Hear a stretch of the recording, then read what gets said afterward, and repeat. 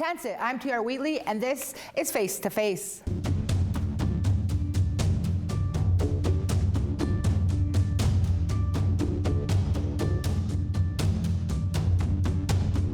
Our guest this week is Sherry McKay, everyone's deadly auntie. Born in Winnipeg, the Anishinaabe comedian is a TikTok sensation with nearly 610,000 followers worldwide. She rose to social media fame in 2020 during COVID, first making YouTube vlogs of thrift hauls and makeup looks.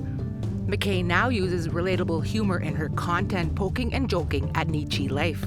She also uses her platform to talk serious issues like missing and murdered Indigenous women, girls, and Two-Spirit people, systemic racism, and lateral violence. Tapwagi to Sherry for joining us. I tried to match your vibes today with the pink jacket and slippers. Let's get straight to the goods. You're fresh out of the pen. Joking aside, though, tell us about your recent show. Oh my gosh, it was so good. Thanks, by the way, for matching the vibe. I love it. The show was really good. It was definitely one for the books, and it was one that I was looking forward to for a while. And it was one of those shows that it was like a pinnacle of, I guess, my career. And yeah, and emotional, and all the laughter and everything. It was really good. Mm-hmm. It was at Stony Mountain Penitentiary, I guess. You know, this show, of course, was important for you to do. I shared a post, I guess, when we did the announcement of when everything was finalized and when the Deadly Aunties was going in to do the comedy show, that I guess I didn't anticipate all of the negativity, because I do believe that, like, there is space in the justice system for healing. And so that was the point of view that I was coming from, and how laughter is medicine and medicine is healing, and that whole connection. And, you know, without perpetuating stereotypes, just talking about how we have like a large representation in incarcerated and in those spaces. And so it meant a lot to bring laughter to them, especially during this season. Mm-hmm. And, you know, it wasn't just you that went in. Tell us a little bit about who you went in with, like who went with you, and a bit about the shows that you two do together. Yeah, so I went in with my comedy sister, Stephanie Pongowish, and we are the Deadly Aunties comedy duo. And we went in, and a lot of times we'll do shows where we try and give back to community in some way, shape, or form. We go to all different types of communities and in different spaces all across Canada regularly. And so this one, like I said, it was special to us. And I guess you had to have a dress code. Did you dress a little bit like maybe like Johnny Cash? It was so funny because I asked on my Facebook, I was like, oh my God, guys, what do I wear? So I ended up wearing like black joggers, a smaller white shirt with like a black hoodie, and rhinestone shoes. And then Stephanie wore black sneakers with black knee-high socks and like a skirt, and then a Deadly Aunties shirt. And so we did do black. And then we cracked some jokes about her wearing the skirt in the penitentiary and showing off her knees. That must have went over quite funny. Yeah. Skipping topics here a little bit, pretendianism. It seems more and more people are being outed or called out. You know, lots of people are weighing in online, including yourself. Can you share with our viewers your opinion on pretendianism? It's in a weird space where I feel like it's gross, but at the same time, I feel empathy towards people who, I don't know, who grift into race shifting for, I don't know if it's for financial gain or monetary, or if it's like an emotional thing, because we're such a welcoming group and community, like Indigenous people, we're very welcoming. And so I feel like because of that, so many people have been able to like get in there and claim their indigeneity, and it kind of just feels like, you know, the level of trust has gone smaller and smaller. And I've made videos with people who were called out as pretendians in my early TikTok videos, and it wasn't until afterwards I was like, dang, that I should have, you know. But you don't think of it Like, can I see your trading card? You know, can I see your blood quantum? Like, that's weird because those are also things that we talk about, you know, being like in this colonial construct. So I've seen some posts, some saying, you know, I've never seen a pretendian that's broke, or I've, you know, taking up space when you don't actually have the life experience.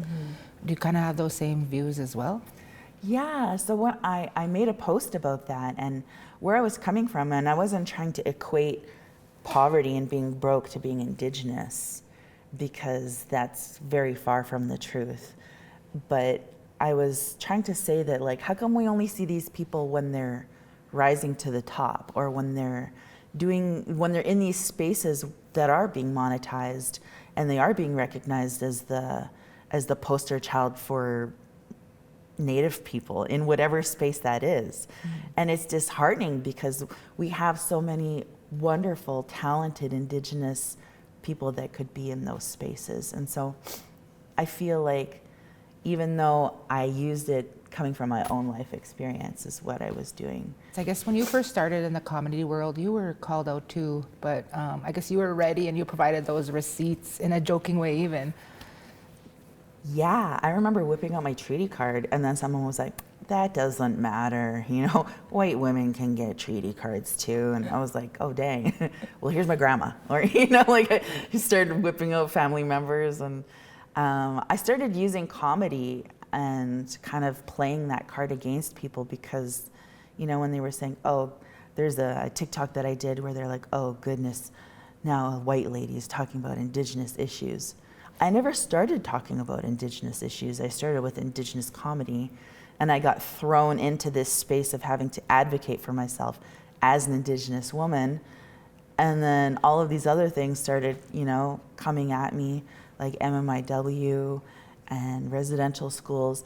And it was like, I don't want to be the person at the forefront of talking about these things either, but it is an important conversation. But yes, I am Indigenous.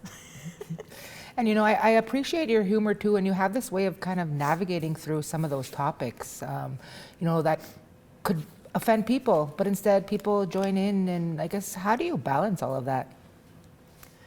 I don't know. You know, I learned it from my family members because we would talk about serious topics and, you know, things that were either in the news or just happening in community. And we would use humor. And I think that it's definitely a way that, you know, Indigenous people have been surviving, and, you know, that resilience, it comes from humor. So I think it's kind of comes natural to me. And I think that it helps alleviate some of the seriousness out there from the people watching, so that it, you know, it's more, I don't want to say palatable, but I guess it's easier for some people to absorb through comedy than, you know, being so brash and straightforward. And then having lots of cousins too, I guess you just kind of have to be witty and quick to say something back, or you're going to be the punch of it. Yeah, exactly. What a great conversation so far, Sherry, but we need to take a quick break here, but when we come back, we have more with everyone's deadly auntie coming up on Face to Face. Cheskwa.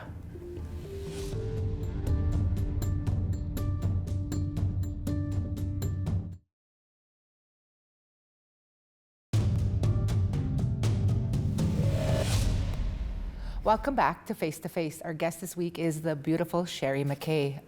Sherry, let's take it back to 2020. COVID was around. We were all stuck at home. Tell us a bit about your humble beginnings with your vlogs and how you got to the big break, so to speak. Yeah, so I remember it started a little bit like before that. I was creating YouTube videos. And I was actually a student at Creative Communications, and I failed my first year. And my instructor said, you know, all of the stuff that you learned in my class, you can continue. And there's tons of great videos on YouTube, and that's where I found TikTok. Mm-hmm. It was just Musical.ly, and it turned into TikTok. And I begged my daughter to help me make a TikTok account. Yeah. And she said no. For like a month, I begged her. And then she finally helped me because all I wanted to do was, I had seen a TikTok and I wanted to recreate it from an Indigenous perspective. And she helped me create the audio and make the video, and then I deleted the app for a little bit. I think I needed space on my phone or something, and then I went back to it and I had like 22 followers, and I was like, what the heck? I'm not even on this app and I'm getting followers. And then it just kind of snowballed from there, where I would see other videos, and then I would be like, that would be so cool if it was indigenized. That'd be so cool if we used this audio, or if I took, you know, this from this movie, from Smoke Signals or whatever, right? And I just wanted to create this fun, comfortable space where Indigenous youth can come and see a reflection of themselves in these digital spaces. And it's so interesting too that you talk about your daughter had to make an account for you. Even my niece was 8 at the time. She showed me how to use TikTok too. I knew the kids were on this app, and at first it was literally like dancing teenagers, and I was like, why the heck do I want to be on this app? Because the video I had seen was on YouTube, and I was like, I'm not seeing that stuff here. And it was because of the algorithm. It was trying to, you know, figure out who I am and what I want to watch, and I just wanted to help create a community on there. I didn't realize it would get to where it is now. What a game changer that's been for Indigenous creators and voices. I guess tell us about how that's helped you grow. A lot of times, even myself didn't realize like how big Indian country really is. And, you know, seeing Indigenous people all across the world and learning so much that, you know, not everyone lived in teepees, or not everyone had, you know, wore these type of moccasins, and just learning from nation to nation how different and unique and beautiful we all are.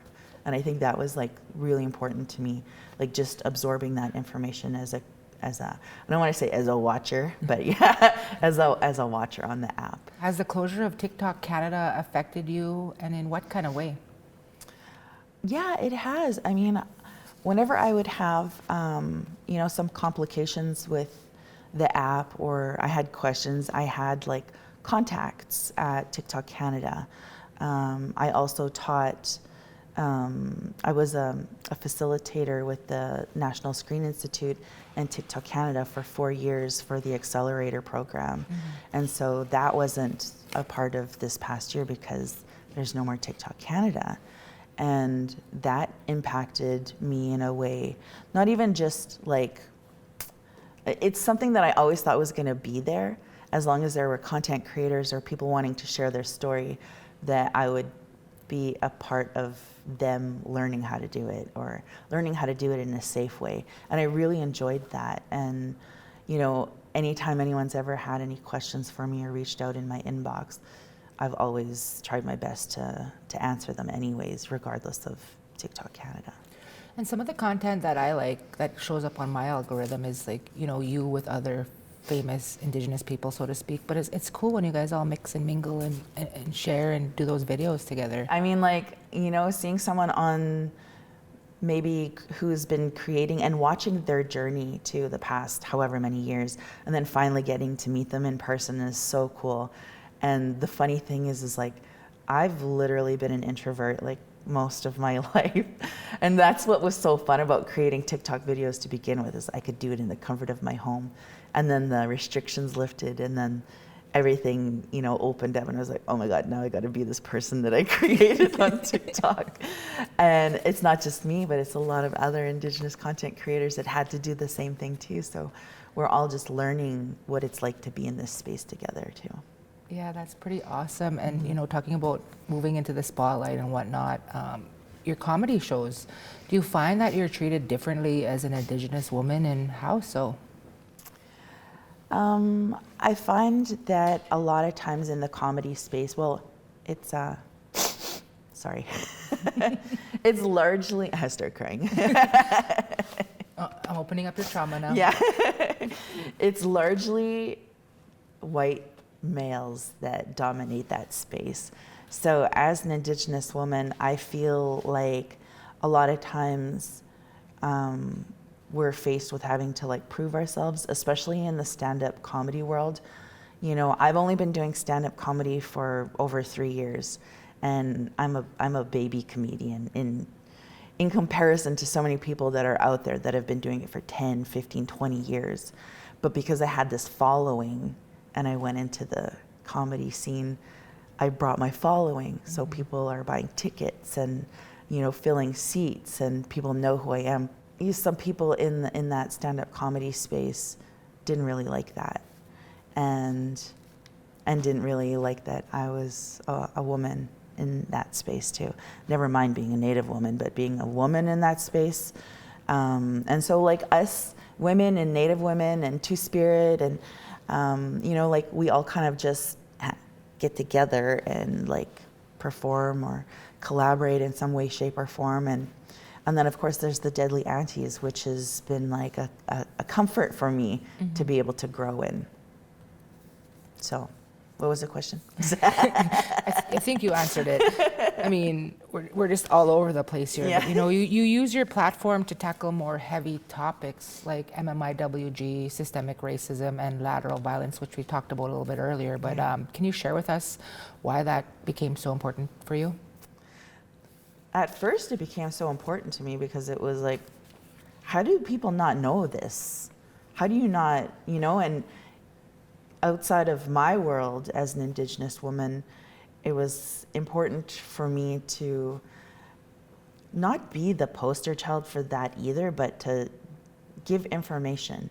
Because a lot of times people want us to do the work for them. And it's like the information is out there on the internet, and all you have to do is, you know, be intentional with your searches and do the work yourself as well. But also, you know, utilizing my platform to have meaningful conversations and put information out there was important because no one was talking about it at the time. Nobody that I seen. And then people started popping up. And then they started having those meaningful conversations, and I kind of stepped back a little bit because I ultimately wanted to focus on comedy like all the time. But then there's the harsh realities of just being an Indigenous person in society that, you know, would bring me back down to reality sometimes. Yeah, it's definitely a balancing act. You know, I've always enjoyed hearing about the paths that people have walked, including yours. But we need to take one more quick break here. And there's more to come on Face to Face with Sherry McKay. Jessica.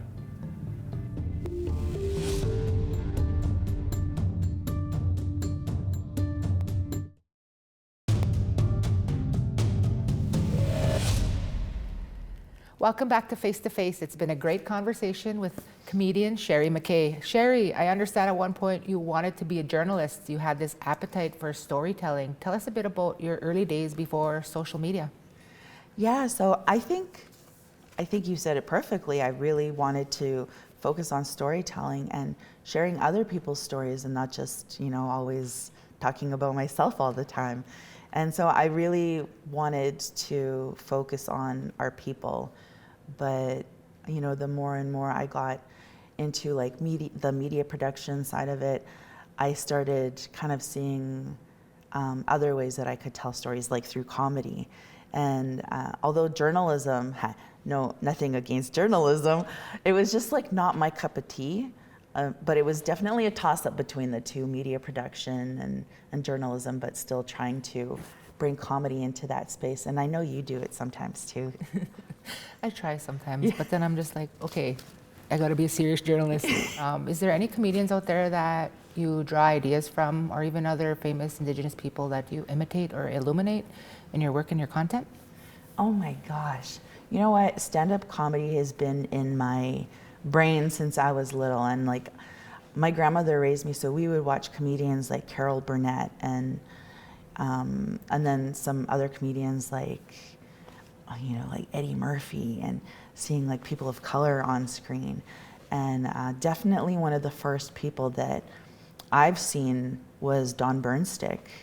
And, you know, I remember seeing him and I was like, who's this guy with this mullet, with this crazy mullet and this mustache? He's like such an uncle. And my grandmother loved him. And I just remember being like, I want to do stuff like that. And I didn't know if it was going to be stand-up comedy or what it was going to be, but I knew that I wanted to make people laugh. and feel something inside. So I think it's people that are trailblazers that have opened up this space for us. And you know, a local comedian, Issa Kixon, was kind of like my first introduction to someone other than like a male comedian, like I said, because they do dominate the space. Do you ever feel the pressure, like when you're in serious situations like this, for example, or like to crack jokes? Like, are people expect you to crack jokes? That's it? All the time. I don't know. I feel like sometimes I'll crack a joke and then I won't get what the response that I think I'm gonna get. But I'll be like, they're laughing on the inside. You know, like airport security, or even sometimes those elders, like at an event, and you know, you're trying really hard. You're like, come on, just crack a smile. Like, I just want you to, you know, giggle a little bit, and then you do it, and you're like, yes. Or, you know, that uncle, like somebody that I'm like, I just really want to make you laugh. Especially the stoic ones who are just like sit with the same face the whole way through, right? It's like, come on. Exactly. Exactly. Yeah. I guess, Sherry, what's next for you? Just doing more stand-up, working with the Deadly Aunties, and traveling to all the communities across Canada. Maybe break into the United States for a little bit. I do have a big project that I'm working on that I can't talk about, but I'll be the first to know. Oh yeah. You can. Yeah. You need anybody else for the Deadly Aunties? Oh yeah, we do. You got the outfit all ready to go. Is there any words of advice though for Indigenous youth, you know, who that are wanting to do comedy or even online content? Yeah, I think that a lot of times when we think of like Indigenous comedy, that we have to perpetuate stereotypes, or that we have to like push the envelope and be edgy. And when all it is we could take our own lived experiences and stories and punch them up, or create a punchline surrounding that. And it is scary at first when you get on stage, but it's so rewarding when people come up to you afterwards and they talk about how they connected to this joke or that joke, or how they've watched you grow and develop over the years. And I think that in itself is so rewarding. So if you have a passion for something, whether it's comedy or art or whatever it is, to just get out there and push yourself, because you never know where it's going to take you. It's been such a reward for me to speak with you today, Sherry. Kinanaskamitin. You know, I could just talk with you all day long, but like all good things, face to face must come to an end here. Remember that you can always catch us on any episodes that you may have missed. Just visit our website, aptnnews.ca, or open your YouTube app and add APTN News to your rotation. All of our face-to-face episodes are also available as podcasts, including this one. You can find those wherever you choose to download audio from. I'm TR Waitley, filling in for Dennis Ward. Tapuagicha for sticking with us today. And always, happy holidays. Face-to-face returns on January 6th. Until then, from all of us at APTN to all of you, Egase, Kitam, Kikawapamit Tanano. Just a really long